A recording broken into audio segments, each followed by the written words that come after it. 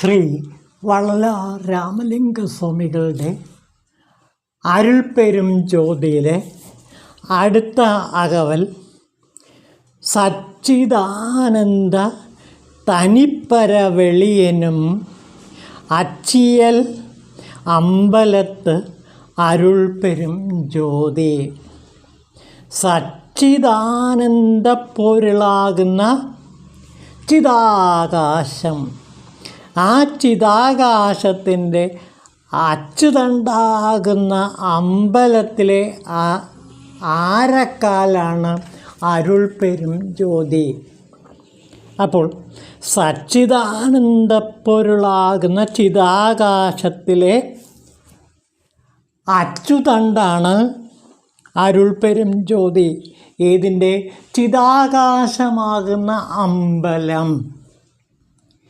അപ്പോൾ ചിത് ആകുന്ന ആകാശത്തിലെ ആ നെടും തൂണാണ് അരുൾപ്പെരും ജ്യോതി. സച്ചിദാനന്ദ പൊരുളാകുന്ന അമ്പലത്തിൻ്റെ നെടും തൂണാണ് അരുൾപ്പെരും ജ്യോതി. അപ്പോൾ സത്യത്തിൻ്റെ പൊരുൾ അരുൾപ്പെരും ജ്യോതിയാണ്, ചിത്തിൻ്റെ പൊരുൾ അരുൾപ്പെരും ജ്യോതിയാണ്, ആനന്ദത്തിൻ്റെ പൊരുളും ഈ അരുൾപ്പെരും ജ്യോതി തന്നെയാണ്.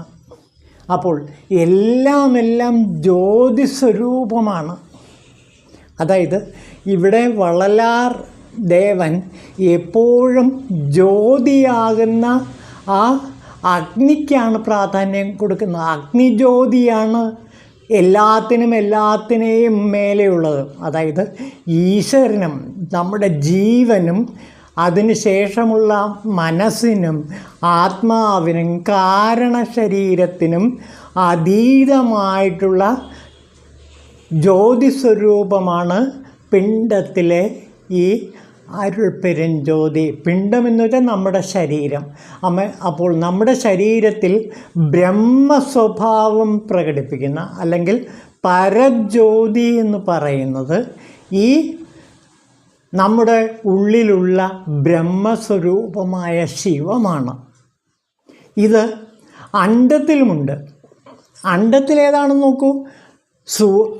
ചന്ദ്രൻ, സൂര്യൻ, അഗ്നി. അഗ്നിയുടെ പ്രകാശമാണ് സൂര്യനിൽ ജ്വലിച്ച് നിൽക്കുന്നത്. അതായത് ബ്രഹ്മത്തിൻ്റെ പ്രകാശമാണ്, ബ്രഹ്മത്തിൻ്റെ ജ്യോതിയാണ് സൂര്യനെ പ്രകാശിപ്പിക്കുന്നത്. സൂര്യൻ്റെ പ്രകാശമാണ് ചന്ദ്രനെ പ്രകാശിപ്പിക്കുന്നത്. ഈ ജ്യോതികളെല്ലാം, അണ്ഡത്തിലെ എല്ലാ ജ്യോതികളും പിണ്ഡമാകുന്ന നമ്മുടെ ശരീരത്തിലും ഈ ജ്യോതികളുണ്ട്. ചന്ദ്രജ്യോതിയുണ്ട്, സൂര്യജ്യോതിയുണ്ട്, പിന്നെ അതിന് മേലെ പരജ്യോതിയുണ്ട്. ഈ പരജ്യോതിയാണ് അരുൾപ്പെരും ജ്യോതി എന്ന് ഇവിടെ വള്ളലാർ ദേവൻ വിവരിക്കുന്നത്. അപ്പോൾ പരഞ്ജ്യോതിയുടെ പ്രകാശമാണ് സൂര്യൻ അണ്ഡത്തിൽ ഏറ്റുവാങ്ങുന്നത്. എന്നിട്ട് അത് ചന്ദ്രനിലേക്ക് വ്യാപിക്കുന്നു. അത് പിന്നെ ബ്രഹ്മാണ്ടത്തിലെല്ലാം നിറയുന്നു. അപ്പോൾ സൂര്യചന്ദ്ര രശ്മികളെല്ലാം ബ്രഹ്മാണ്ടത്തിൽ നിറയുന്നു. ഏതിൽ നിന്നാണ് ഈ സ്വീകരിക്കുന്നത് ഈ ചൂട്?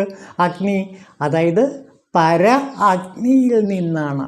അപ്പോൾ എല്ലാത്തിനും മേലെയുള്ള പരബ്രഹ്മമാകുന്ന പരശിവനാകുന്ന ആ ജ്യോതിയിൽ നിന്നാണ് എല്ലാ പ്രകാശധാരയും ഉത്ഭവിക്കുന്നത്.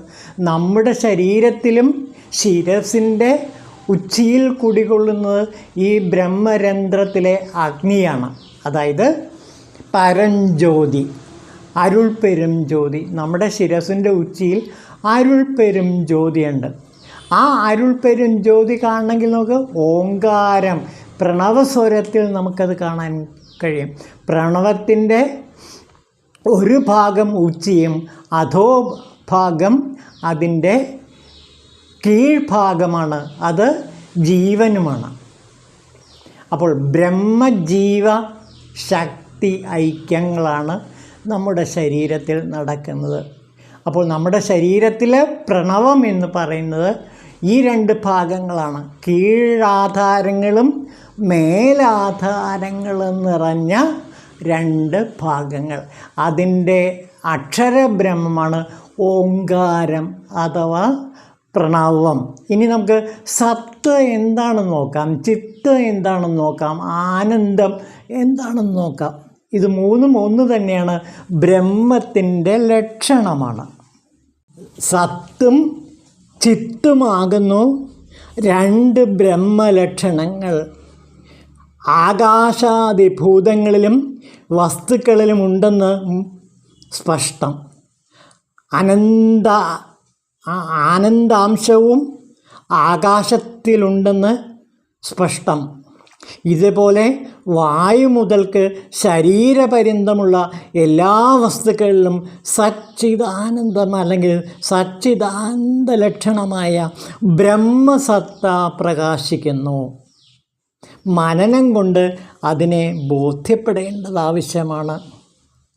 അപ്പോൾ ഇവിടെ പഞ്ചദശിയിൽ പ്രധാനപ്പെട്ട ഭാഗങ്ങൾ ഇതാണ്. പഞ്ചദശിയിലെ ഒരു ശ്ലോകം, ആകാശേപ്യേ മാനന്ദ സത്താഭാനേ തു സമ്മതേ എന്നൊരു ഭാഗമുണ്ട്. അതിൽ ബ്രഹ്മത്തിൻ്റെ രണ്ട് ലക്ഷണങ്ങളാണ് സത്തും ചിത്തും. ഇനി സത്ത് എന്താണെന്ന് നോക്കാം. സത്ത് എന്ന് വെച്ചാൽ ഉണ്മയാണ്. ഉണ്മ എന്ന് വെച്ചാൽ സത്യം. ആ സത്യം ബ്രഹ്മത്തിൻ്റെ എല്ലാ സ്വഭാവങ്ങളെയും പ്രകടമാക്കുന്നുണ്ട്. ഇവിടെ 3 ഉപനിഷത്തുകളിൽ ഈ സച്ചിത്ത് ആനന്ദത്തെക്കുറിച്ച് പ്രധാനമായിട്ടും വിവരിക്കുന്നുണ്ട്. ഒന്ന് തേജോബിന്ദു ഉപനിഷത്തിൽ, മറ്റത് തൈത്തിരീയ ഉപനിഷത്തിൽ, പിന്നെ ബൃഹദാരണ്യക ഉപനിഷത്തിൽ. അതിൽ സത്ത് എന്താണ്, ചിത്ത് എന്താണ്, ആനന്ദം എന്താണ് എന്ന് വിശദമാക്കുന്നുണ്ട്. സത്ത് എന്ന് വെച്ചാൽ എക്സിസ്റ്റൻസ്, ഉണ്മ, അയാം ദാറ്റ് അയാം എന്ന സത്യം, ഞാനുണ്ട് എന്ന അവസ്ഥ. എനിക്കൊരിക്കലും നാശമില്ല, ബ്രഹ്മത്തിന് ഒരിക്കലും നാശമില്ല. അത് എവിടെ തുടങ്ങിയെന്നോ എവിടെ അവസാനിക്കുന്നു എന്നോ പറയാനാവില്ല. അനന്തഭാവങ്ങളാണ് ഈ ബ്രഹ്മത്തിനുള്ളത്. തൈത്തിരീയോപനിഷത്തിലെ ചില ഭാഗങ്ങളുടെ അർത്ഥം കൂടി നമുക്ക് നോക്കാം. ഇതാ നോക്കൂ.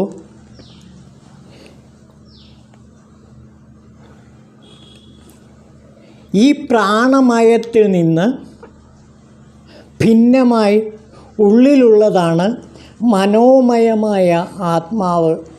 അതുകൊണ്ട് ഈ പ്രാണമയമായ ആത്മാവ് നിറഞ്ഞിരിക്കുന്നു. അതും പുരുഷൻ്റെ സ്വരൂപത്തോട് കൂടിയതാണ്.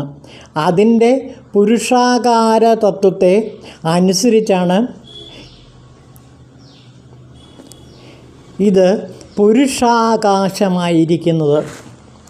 അതിൻ്റെ ശിരസ് യജുസ് തന്നെയാകുന്നു.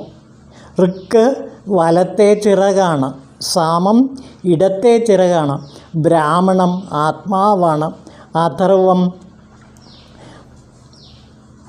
പ്രതിഷ്ഠയിൽ സാധനാമയ പുച്ഛമാകുന്നു. ഈ വിഷയത്തിൽ പിന്നീട് തൈത്തിരീയം പറയുന്നത്, യാതൊന്നിൽ നിന്ന് വാക്കുകൾ മനസ്സോടുകൂടി പ്രാപിക്കാനാവാത്ത അത് പിന്മടങ്ങുന്നു. ആ ബ്രഹ്മത്തിൻ്റെ ആനന്ദത്തെ അറിയുന്നവൻ ഒരിക്കലും ഭയപ്പെടുന്നില്ല. അപ്പോൾ ഇവിടെ തൈത്തിരീയത്തിൽ വളരെ വ്യക്തമായിട്ട് പറയുന്നത്, ബ്രഹ്മത്തെ അറിയുന്നവൻ പരമമായ ബ്രഹ്മത്തെ പ്രാപിക്കുന്നു. അക്കാര്യത്തിൽ പറയപ്പെട്ട ബ്രഹ്മം സത്യവും ജ്ഞാനവും ആനന്ദമയവും ആകുന്നു.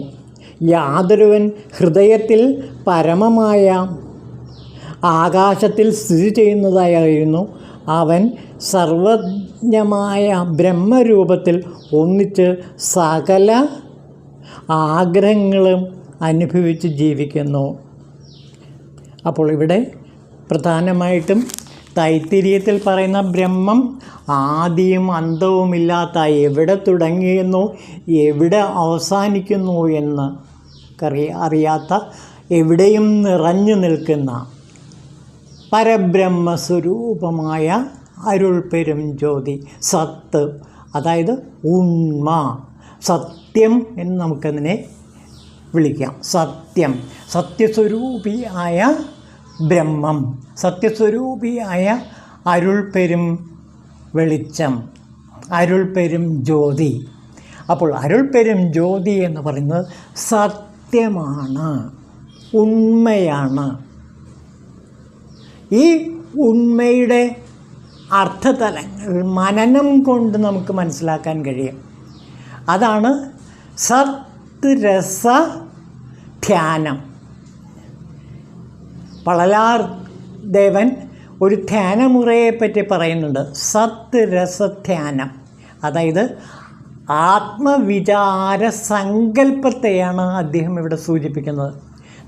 നമ്മുടെ ആത്മാവിനെ നിരന്തരം വിചാരം ചെയ്യുമ്പോൾ ഈ സച്ചിദാനന്ദ ഒളി, ഈ ചിൽ സഭയിലെ വെളിച്ചം, ഈ ചിൽ സഭയിലെ അരുൾപ്പെരും ജ്യോതി നമുക്ക് നിറഞ്ഞു നിൽക്കുന്നതായിട്ട്, നമ്മിൽ നിറഞ്ഞു നിൽക്കുന്നതായിട്ട് നമുക്ക് അനുഭവപ്പെടുന്നുണ്ട്.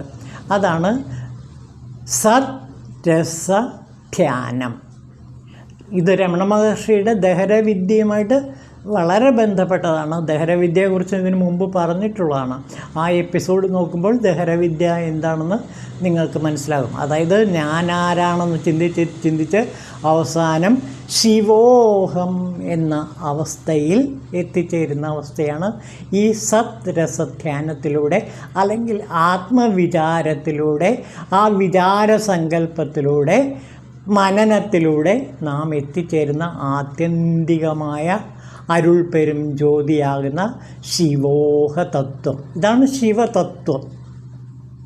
ശിവതത്വത്തിൻ്റെ അരുൾപ്പെരും ജ്യോതിയാണ് നമ്മിൽ നിറഞ്ഞ് വിലസുന്നത്. ഇതാണ് സത്തിൻ്റെ പ്രത്യേകത. ഇനി ചിത്ത് എന്താണെന്ന് നോക്കാം. ചിത്ത് എന്ന് വെച്ചിട്ടുണ്ടെങ്കിൽ കോൺഷ്യസ്നെസ്സാണ്, അതായത് ബോധം, അറിവ്. ഈ അറിവിനെ തന്നെയാണ് നാം ഈശ്വരൻ എന്നും വിളിക്കുന്നത്, ശിവൻ എന്നും വിളിക്കുന്നത്. അപ്പോൾ അറിവ് തന്നെ ബ്രഹ്മത്തിൻ്റെ സ്വരൂപമാണ്, ലക്ഷണമാണ് അറിവ്. ബോധോദയം ഉണ്ടാകുക എന്ന് വെച്ചാൽ ഈ അറിവിൻ്റെ ഉദയമാണ്. അത് ചിത്തിൽ നിന്നാണ് ഉണ്ടാകുന്നത്. ഇവിടെയാണ് സച്ചിത്തിൻ്റെ പ്രത്യേകത. സത്ത് എന്ന് പറയുമ്പോൾ സത് മാർഗമാണ്. സത്തൊരു മാർഗമാണ്. സത്യം എന്ന് പറയുന്നത് മാർഗമാണ്. ആ മാർഗത്തിലെ സത്മാർഗം, വള്ളലാർ പറയുന്ന സന്മാർഗം, സത്തായ മാർഗം. ആ സത്തായ മാർഗം എന്താണ്? ചിത് സ്വരൂപമാണ്. ആ ചിത് സ്വരൂപം എന്താണ്? സ്നേഹവും കാരുണ്യവും അൻപും അതേപോലെ തന്നെ കരുണയും. അൻപും കരുണയുമാണ് ചിത്തിൻ്റെ മൗലിക സ്വഭാവം. ഓർക്കുക, അൻപിലൂടെ നമുക്ക് സത്തിലേക്ക് എത്തിച്ചേരാൻ പറ്റും, കരുണയിലൂടെ നമുക്ക് സത്തിലേക്ക് എത്തിച്ചേരാൻ പറ്റും. അതാണ് ചിത്തിൻ്റെ സ്വഭാവം. കോൺഷ്യസ്നെസ് എന്ന് പറയുന്ന ബോധത്തിൻ്റെ മൗലികമായ ആത്മതന്തുക്കൾ എന്ന് പറയുന്നത് ഈ രണ്ടുമാണ്. അതായത് അൻപും അതേപോലെ തന്നെ കരുണയും. അൻപേ ശിവം. അതുകൊണ്ടാണ് വള്ളലാർ ദേവൻ ജീവകാരുണ്യ പ്രവർത്തനങ്ങൾക്ക് വളരെയേറെ പ്രാധാന്യം കൊടുത്തു. കരുണയിലൂടെ നമുക്ക് സത്യത്തിലേക്ക് എത്തിച്ചേരാൻ പറ്റും, അൻപിലൂടെ നമുക്ക് സത്യത്തിലേക്ക് എത്തിച്ചേരാൻ പറ്റും. അങ്ങനെ അൻപിലൂടെയും കരുണയിലൂടെയും സത്യത്തിൽ എത്തിച്ചേരുമ്പോൾ നാം എന്താണ് മനസ്സിലാക്കുന്നത്? പരമാനന്ദം, ആനന്ദ നിർവൃതി. അതിനെയാണ് ശങ്കര ഭഗവത്പാദർ ശിവാനന്ദ ലഹരി എന്ന് വിളിക്കുന്നത്. ശിവാനന്ദ ലഹരി, പരമാനന്ദ നിർവൃതി, ആത്മസുഖം. അതിൻ്റെ ദാർശനിക ഭാഷയിൽ പറഞ്ഞാൽ ആത്മസുഖം, പരമാനന്ദം. എവിടെയും എപ്പോഴും പരമാനന്ദത്തിൽ, ശിവത്തിൽ, ഈ അരുൾപ്പെരും ജ്യോതിയിൽ ലയിച്ചിരിക്കുന്ന ഒരവസ്ഥ. അരുൾപ്പെരും ജ്യോതിയായി തന്നെ മാറുന്നു നമ്മൾ. അതായത് ശിവമായി മാറുന്നു, സദാശിവമായി മാറുന്നു. പെരുനിലയിൽ നാം എത്തിച്ചേരുന്നു. ആ അരുൾപ്പെരും നിലയിൽ നാം എത്തിച്ചേരുമ്പോൾ അരുൾപ്പെരും ജ്യോതിയായിട്ട് സാധകൻ മാറുന്നു. അപ്പോൾ സത്ചിത്തിലൂടെ ആനന്ദത്തിൽ പരമാനന്ദത്തിൻ്റെ അരുൾപ്പെരും ജ്യോതിയിലേക്കാണ് നാം എത്തിച്ചേരുന്നത്. ഇതാണ് സച്ചിത് ആനന്ദം. അപ്പോൾ സച്ചിത് ആനന്ദത്തിൻ്റെ പ്രവാഹമാണ് അരുൾപ്പെരും ജ്യോതി. അതായത് സച്ചിദാനന്ദ പൊരുളെന്ന വിശേഷപ്പെട്ട ചിതാകാശത്തിൻ്റെ അച്ചുതണ്ടായിട്ടുള്ള അമ്പലത്തിലെ നിത്യപ്രകാശമാണ് അരുൾപ്പെരും ജ്യോതി. അപ്പോൾ നമ്മുടെ ശരീരമാകുന്ന അമ്പലത്തിലെ ചിതാകാശത്തിലെ, അതായത് ശിരസിലെ, ആ ശിരസിൽ എന്താണ്? സത്ത് ചിത്ത് ആനന്ദം കളിയാടുന്നു. ആ സച്ചിത്ത് ആനന്ദത്തിൻ്റെ ആകാശമാകുന്ന അച്ചുതണ്ടിലെ അരുൾപ്പെരും ജ്യോതിയാണ് ഇവിടെ വള്ളലാർ ദേവൻ നമുക്കായി കാണിച്ചു തരുന്നത്. ഒരു സാധകന് ഈ അവസ്ഥയിലേക്ക് എത്തിച്ചേരാൻ പറ്റും. അത് ചിത്തിനെ ശ്രദ്ധിച്ചാൽ മതി. ചിത്ത് അതായത് ബോധത്തെ ശ്രദ്ധിക്കുക. ബോധത്തിൻ്റെ മൗലികമായ രണ്ട് സ്വഭാവം സ്നേഹമാണ്, അൻപേ ശിവം. അതേപോലെ തന്നെ കരുണയാണ്. സ്നേഹത്തിലൂടെയും കരുണയിലൂടെയും സത്തിലേക്കും പിന്നെ ആനന്ദത്തിലേക്കും നമുക്ക് എത്തിച്ചേരാൻ കഴിയും. അത് അരുൾപ്പെരും ജ്യോതിയായിട്ടാണ് ഇവിടെ വള്ളലാർ ദേവൻ പ്രകടിപ്പിക്കുന്ന സത്യം. അപ്പോൾ ഈ അരുൾപ്പെരും ജ്യോതി ചന്ദ്രസൂര്യന്മാർക്കും നക്ഷത്രങ്ങൾക്കും അപ്പുറമുള്ള എല്ലാത്തിനും പ്രകാശം നൽകുന്ന പെരും ജ്യോതിയാണ് അരുൾപ്പെരും ജ്യോതി.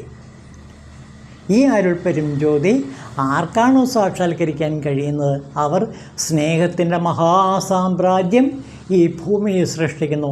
കരുണയുടെ മഹാസാമ്രാജ്യം ഈ പ്രപഞ്ചത്തിൽ സൃഷ്ടിക്കുന്നു. അങ്ങനെ സ്നേഹത്തിൻ്റെയും കാരുണ്യത്തിൻ്റെയും ഇതിഹാസമായി മാറുന്നു വള്ളലാർ ദേവൻ.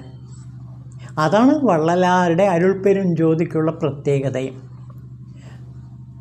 ഈ എൻ്റെ എല്ലാ പ്രഭാഷണങ്ങളുടെയും ഇപ്പോൾ ഏതാണ്ട് 1000-ഓളം എപ്പിസോഡുകളായി. ഈ 1000-ഓളം എപ്പിസോഡുകളെല്ലാം നിറഞ്ഞു നിൽക്കുന്ന ആന്തരിക ധാര എന്ന് പറയുന്നത് അൻപും കരുണയുമാണ്. നിനക്ക് താഴെയുണ്ട് ഉദാരമൻ മനം. ഓം ശിവായ നമഃ.